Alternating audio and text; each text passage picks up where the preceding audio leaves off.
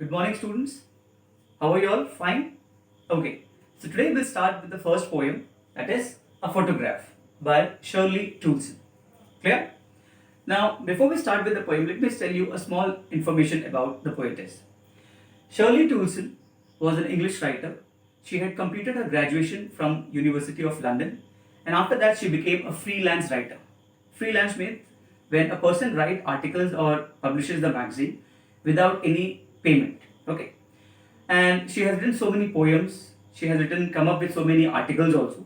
And this particular poem, that is A Photograph, is something where she recalls the past times or the past memories when what she had experienced with her mother. Clear? Okay. Now, before we start with the poem, let me ask you one small thing. Now, generally, when we talk about a photograph, clear? What is the first thing that comes to your mind when you look at a photograph? Yes? Yes. That particular thing is a nostalgic moment, you can say. So, a nostalgic moment means when you remember those days, or you can say that time, okay, when that particular photograph has been taken, and you feel happy or you feel sad. Like, for example, the photograph which was being taken almost 5 years back when you were in class somewhere in 6th or 5th. When you just look at that photograph, you remember your friends, okay, that happy moments or sad moments. Yes, yes. So this particular poem also, where Shirley Toulson, she looks at a photograph, okay, and she remembers her mother, because at the present situation, her mother is no more, and she just goes back to that situation, the nostalgic feeling, where she remembers her mother. Clear? So this poem is divided into 3 stanzas, and the 3 stanzas depicts the different life, you can say. And the very important aspect is that 2 things, that is, it talks about the nature which is immortal, and human beings, we are mortal. Okay, so connectivity between these two. Okay, this is what the poem talks. Now let's start the poem. The cardboard shows me how it was when the 2 girls went paddling, each one holding one of my mother's hand, and she, the big girl, some 12 years or so. Now let's see the first part. Now the poem starts with, the cardboard shows me how it was. See the word which is being used here, cardboard. Okay. So there was a time when the photographs were being made, okay, and at the back the photos were being kept, and the frame was the cardboard. The old time. Yes or no? Yes. Now here also it is the card frame. Okay. The figure of speech which is being used in this particular word is allusion. Allusion. So allusion means reference. What does that mean? Reference. Yes. Now this particular word is like, the card frame is the photograph which is being taken into the reference. That's why it's been referred as allusion. See, there is one more word called illusion. This is allusion and that is illusion. Illusion. Okay? Illusion. Illusion. Clear? So this particular word is, that is something which is imaginary. It's not there. So there's a difference between these 2 words. One is allusion, reference you can say, and illusion here means something which is imaginary. It's not there. Clear? So now the poem says, the cardboard shows me how it was when the 3 girls went for paddling. So see the photograph over here. I just made a rough sketch, you can see. The 3 girls over here.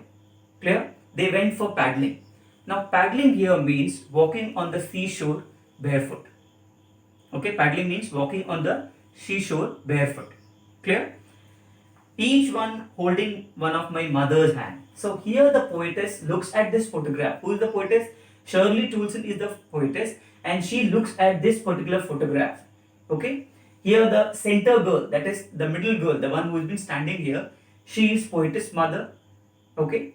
And on either side you can see 2 girls over here, that is Betty and Dolly, the cousins.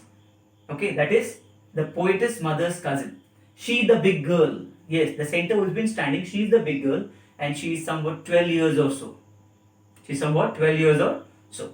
Clear? So this particular photograph, when it's been looked by Shirley Toulson, she remembers the mother when the mother was young, and when she had gone to the sea beach, okay, with her cousins. That is Betty and Tom.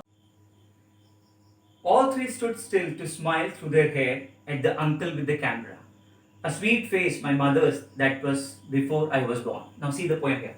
Now all these three girls, they have been standing over there, okay, near the sea beach, and their uncle, whose uncle, poet's mother's uncle, he was the one who has taken this particular photograph, and they all were standing and they were very happy.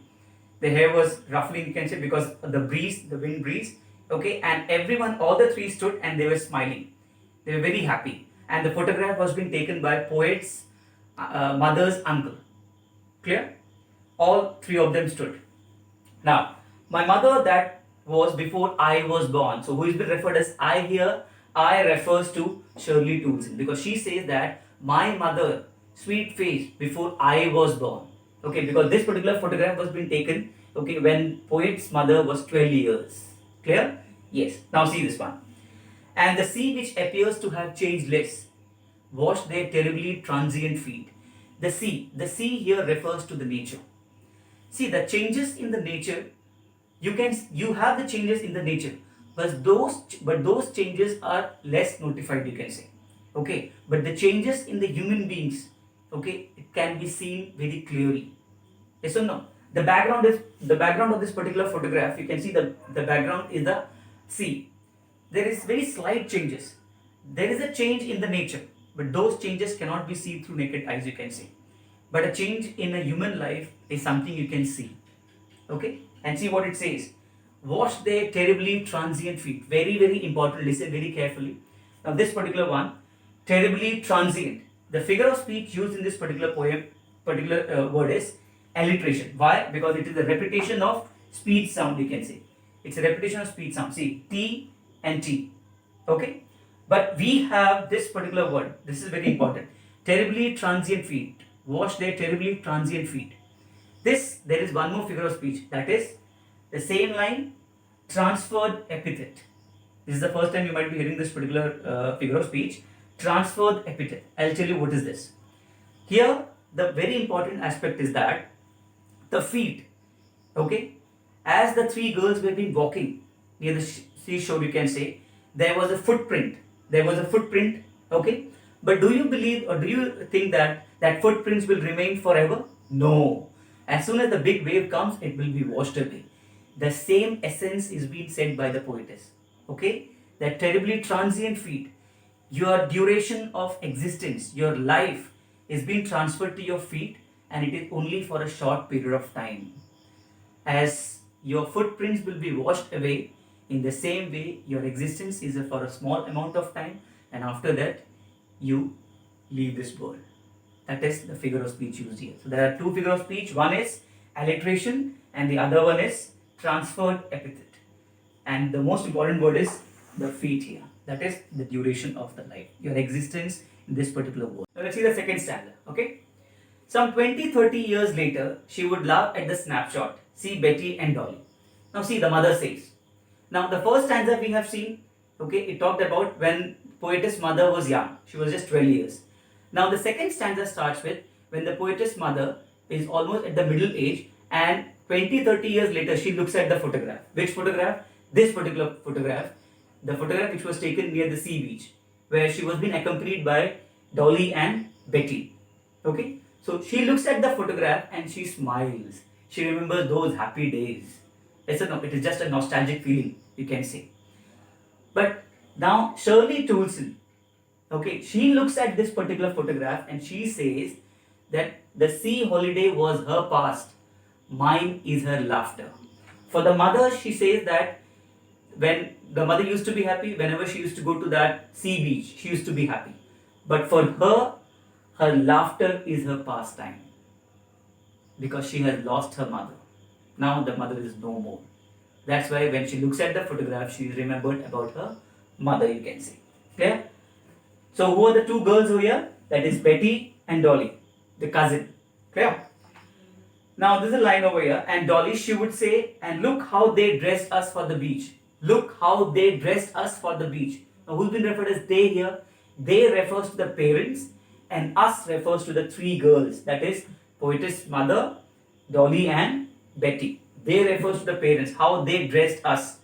Okay, and for the beach. Now, the sea holiday was her past, mine is her laughter.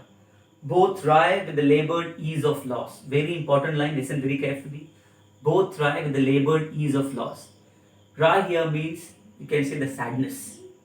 Here, both are sad. Okay? The poetess mother is no more.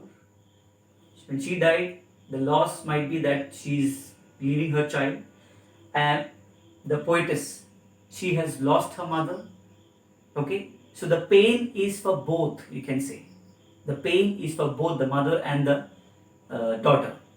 And the word, see over here, the very important word which is being used here is, you can say, labored ease. Labored ease. Okay, the figure of speech is oxymoron. What's the word? Oxymoron we have used. Now, this particular word means the contradiction of two different words. Okay, the words which has been used in a two contradictory way. Labored ease. Labor means pain and ease means relief. Labored means pain and ease means relief. That is why this particular word or this particular figure of speech is oxymoron. Is it clear now? Oxymoron. Okay. So we have seen this particular word oxymoron. That is the contradictory words, you can say. Labored ease. Okay. Now let's just go for the first stanza. The first stanza we have talked about, it was about the poet's mother when she was young, when she was just 12 years. She had gone to the sea beach. Okay. And the photograph has been taken. The photograph has been taken by whom? By poetess mother's uncle. Clear? She was accompanied by two girls. That is Dolly and Betty. The second stanza, it talks about the middle age. Okay, when the poetess mother looks at that particular photograph and she remembers her pastime, the happy days. And when poetess looks at the, you can say, the mother's photograph, she just remembers that her pastime was going to the beach. But for her, it is her laughter. Now coming to the last stanza, listen carefully. Now she is being dead nearly as many years as that girl lived. Now you can say that that particular mother, the mother died almost 12 years back. Because see, the line, it says that now she's been dead nearly as many years that girl lived.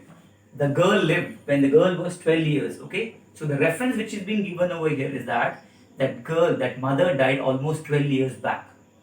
Clear? And of this circumstance, there is nothing to say at all. It's silence, silences. Very important word.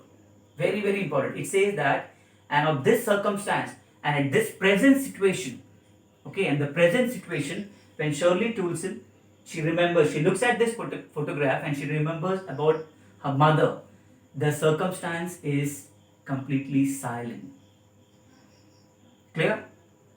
The loss of the mother, it is something which is, you can say, it can never be fulfilled.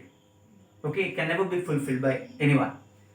It is something which she feels that what had happened with me. But there is complete silence. There's complete silence, you can say. There is nobody, there is no one who can express feelings.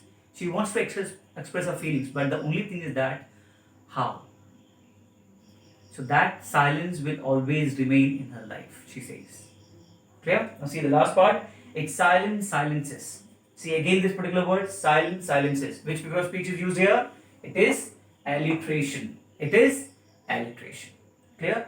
And the most important, imagery is throughout the poem. That is the scene of the sea holiday, you can say. So imagery is also a part of this particular poem. Clear? So hope you understood the poem. Read the poem once properly. See the video and listen to the explanation. And question answers and practice questions. I'll leave it to you. Clear?